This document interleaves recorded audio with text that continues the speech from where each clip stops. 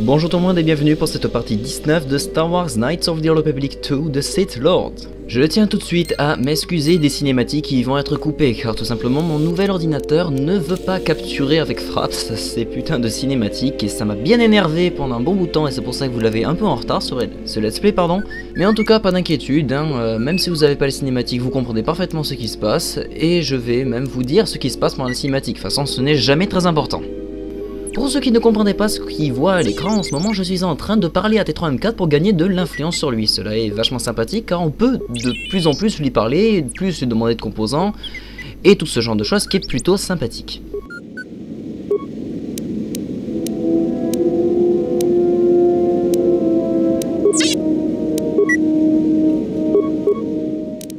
Voilà quelques petits programmes d'intrusion qui nous permettront dans tout le jeu de débloquer des ordinateurs.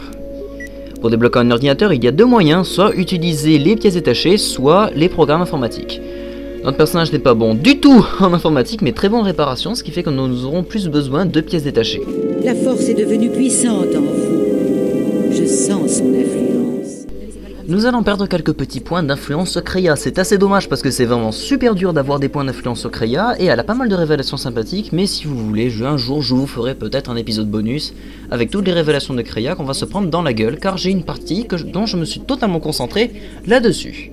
Pour résumer ce qu'elle raconte, elle veut que nous oublions nos amis à un moment et leur frapper dans le dos si un jour c'est nécessaire. Heureusement, nous allons dire non car nous sommes des Jedi, je vous le rappelle. Vous pouvez penser cela, mais il est préférable de frapper en premier. Vos alliés ne sont que des alliés de circonstance, qui n'hésiteront pas à vous frapper aussi, si vous continuez dans cette voie. Bon côté lumineux, je vous l'avais dit qu'on était gentil. Bon, j'accélère un peu les déplacements dans le vaisseau car vraiment c'est pas du tout intéressant. Ah, voici quelque chose de très important dans le jeu. Le choix du parcours pour aller de planète en planète. Sur chaque planète se trouve un maître Jedi, et ce maître Jedi, vous devez le ramener à Dantooine. Enfin, il suffit juste de lui demander d'aller sur Dantooine et ça fonctionne. Vous avez en tout 4 planètes. Onderon, Korriban, Dantooine et Nar Shaddaa. Évidemment, vous pouvez retourner sur Telos quand vous voulez. Vous pouvez créer votre propre parcours, mais sachez que j'ai inventé 3 parcours prédéfinis qui vous permettront de soit finir le jeu plus rapidement avoir un sabre laser, soit avoir une partie beaucoup plus progressive. C'est vraiment vous qui voyez. Voici le tableau des 3 parcours. Mon parcours préféré, celui que j'ai inventé en tout premier, c'est le parcours sabre laser qui est tout en haut, qui consiste à faire Onderon, Nar Shaddaa, retour Onderon, Dantooine, retour Nar Shaddaa, Korriban. Comme cela, vous aurez un sabre laser dès la première mission.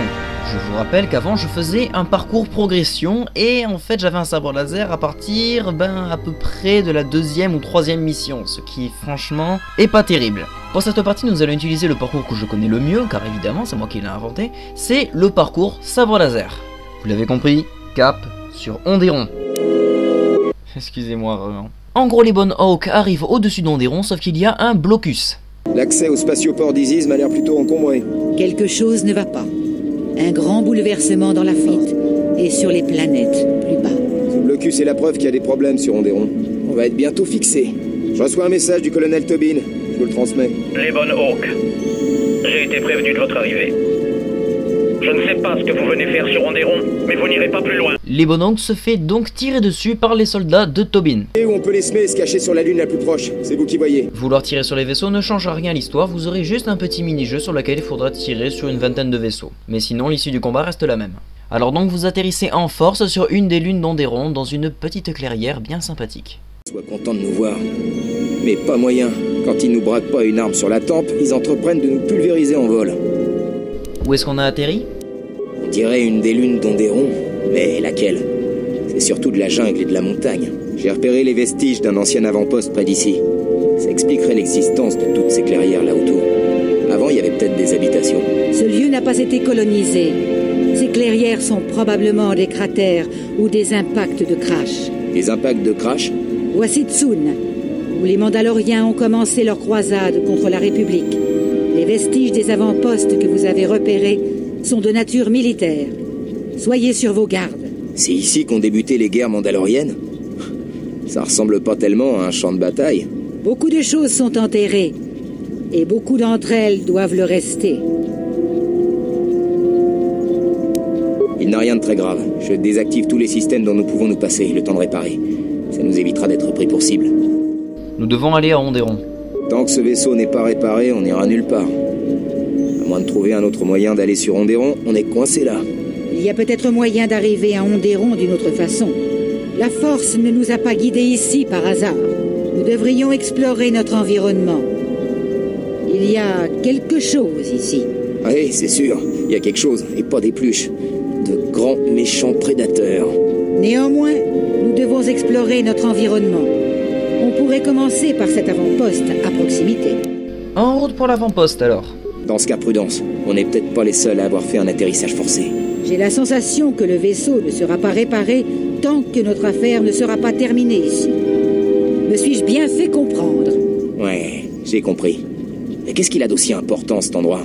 C'est ici qu'ont débuté les guerres mandaloriennes. Elle a combattu ici autrefois, et il y a des choses qu'elle doit voir. Ici? Pourquoi n'en a-t-elle rien dit? Vous parlez de tous vos combats? Ou y en a-t-il que vous préférez oublier?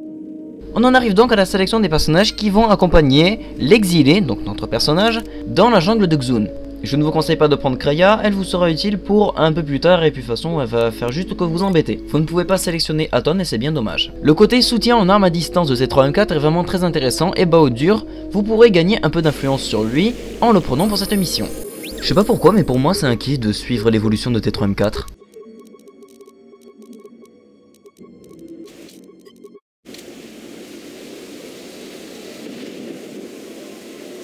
Il y a en tout 3 créatures dans Xun qui vont vous embêter très régulièrement. Les Canok, les Malras et les Boma. Vos premiers ennemis seront des Canok. Ils sont très faciles à tuer, ce qui n'était pas le cas dans la zone de restauration de Telos. Et surtout, il faut y aller tous parce que c'est dans un d'entre eux que vous allez avoir votre composant de sabre laser.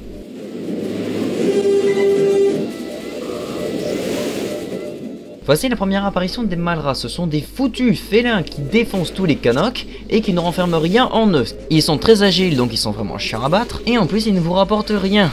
Vraiment je déteste ces créatures. J'ai des nouvelles fraîches. Les combats spatiaux ne sont pas terminés. Les capteurs du Hawk viennent de détecter un contact qui se dirige vers la Lune. La plupart de nos systèmes sont en veille, c'est pourquoi j'en sais pas plus. L'autre vaisseau a peut-être atterri dans le coin, allez savoir, ou sur l'autre face de la Lune. Il serait peut-être bon de s'attendre à un charmant accueil des habitants d'Onderon. Après ce petit appel d'Atton, nous allons défoncer ces Canok et Malras qui se font la guéguerre dans cette jungle.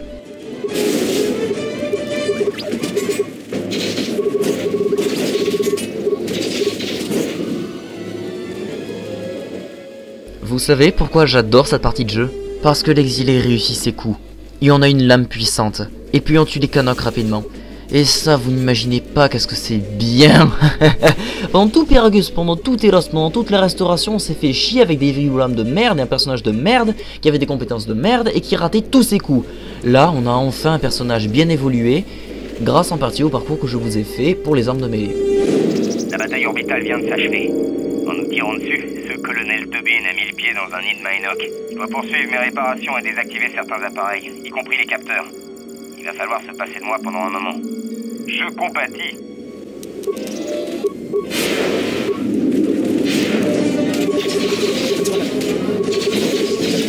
Alors là, ça va être intéressant. Si vous avez déjà fait Nar Shaddaa et que vous avez terminé toutes les missions, vous avez ce fameux compagnon, que je ne spoilerai pas le nom, ni l'apparence, ni n'importe quoi d'autre. Eh bien, vous n'avez pas besoin de parler à ces personnes. En tout cas, elles partent sans vous embêter. Là, vous allez voir.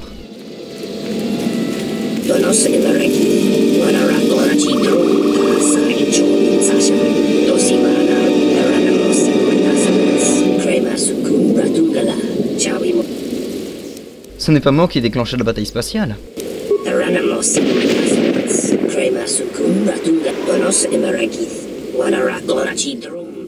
On peut s'arranger?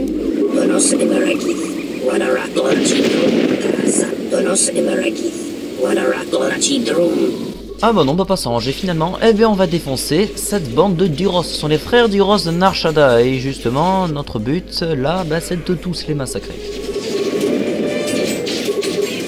Enfin, n'oubliez pas de fouiller un peu partout. Normalement, vous devrez avoir un Boma pas loin, mais il est facile à tuer.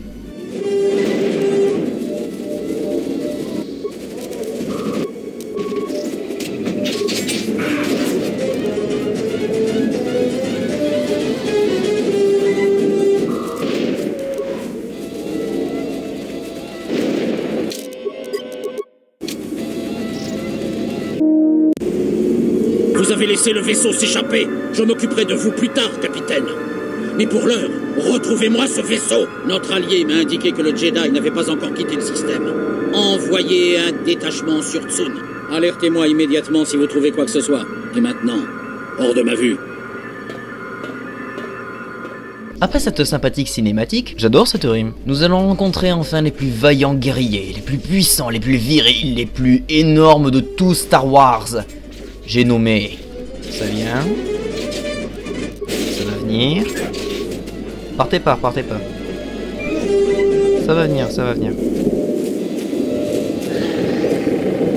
Les Mandaloriens. Je suis surpris que vous soyez arrivé. En général, la jungle ne laisse pas échapper ses proies si aisément.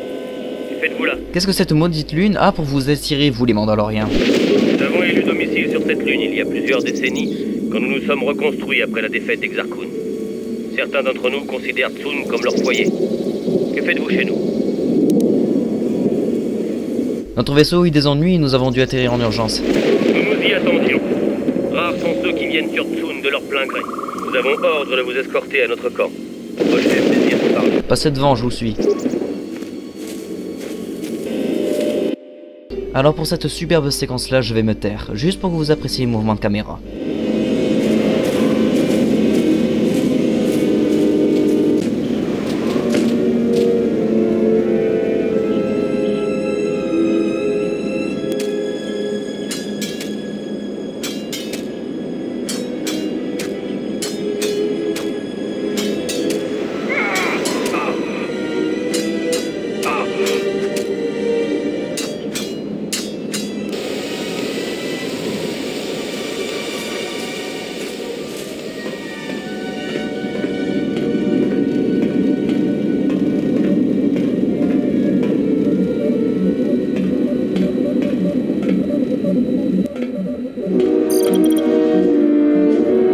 C'était vous. Nos capteurs nous ont permis de suivre ce qui se passait dans l'espace. Je suis Mandalore, chef des Mandaloriens. Je croyais que les Mandaloriens étaient dispersés. Nous avons été séparés, mais nous sommes toujours vivants. Et la reconstruction a commencé. Les seuls Mandaloriens que j'ai vus étaient des brigands. Beaucoup de Mandaloriens ont oublié ce qu'est l'honneur et sont devenus des mercenaires. Mais c'est en train de changer. Quel est cet endroit? C'était autrefois le cœur de l'effort de guerre mandalorien. Depuis ce complexe, nous dirigions une armada devant laquelle la République tout entière refluait. Mais cela n'a pas duré. Pourquoi avez-vous utilisé Xun? Un lien étroit unit les Mandaloriens à cette jungle. Ici, la vie est un combat. Toutes les créatures doivent sans cesse lutter pour survivre. La seule raison d'être des faibles est de nourrir les forts. Nous nous entraînons ici et nous apprenons les leçons que la jungle peut nous donner. Les bêtes sauvages nous permettent de rester affûtés. Votre camp a l'air d'avoir connu de meilleurs jours. En règle générale, les camps secrets n'ont pas pour but d'être voyants. Depuis que nous avons conquis Onderon, ses habitants nous en veulent. Alors nous évitons de nous faire repérer. Je cherche à me rendre sur Onderon. Savez-vous comment on s'y rend? Vous cherchez un moyen de transport?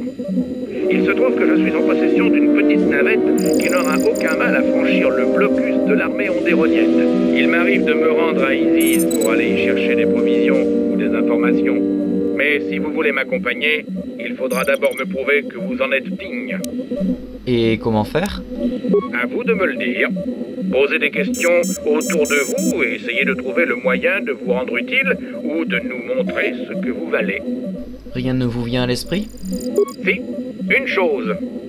Avant l'atterrissage de votre vaisseau, nous étions en train de préparer une opération de démolition, mais toute cette agitation a obligé mes hommes à l'interrompre avant la fin. Il faut faire exploser les charges avant que quelqu'un ne les découvre. Vous n'aurez qu'une seule chose à faire, actionner un interrupteur. Ça m'a l'air un peu trop facile. Vous m'avez demandé s'il y avait quoi que ce soit que vous pouviez faire et je vous ai répondu. Mais rien n'est simple dans cette jungle. Je vais voir ce que je peux faire. Je vais avertir Kex de votre départ. Nous avons trouvé plus d'équipements que ce dont nous avons besoin, alors vous pouvez procéder à des échanges avec lui s'il vous en manque. Prenez garde dans la jungle. Nous avons cessé d'envoyer des patrouilles tant que le nombre de vaisseaux spatiaux reste aussi élevé. Les bêtes féroces vraiment redoutables ont été éliminées dans la région, mais celles qui restent sont peut-être encore trop dangereuses pour vous. Pour les fans du premier Knights of the Old Republic, je vais vous faire une petite révélation que vous connaissez sûrement déjà si vous avez joué aux deux. Ce Mandalore, c'est en fait Canderous Ordo, le compagnon que vous croisez sur Taris avant qu'il ne rejoigne votre équipe. Si tu l'as vu, c'est pour toi. Donc c'est la fin de la partie 19 du Let's Play de Jedi Encore 02 de Star Wars Knights of the Old Republic 2 The Sith Lords. N'hésitez pas à mettre un pouce vert, à commenter, à partager surtout. Et je vous dis à la prochaine pour la partie 20.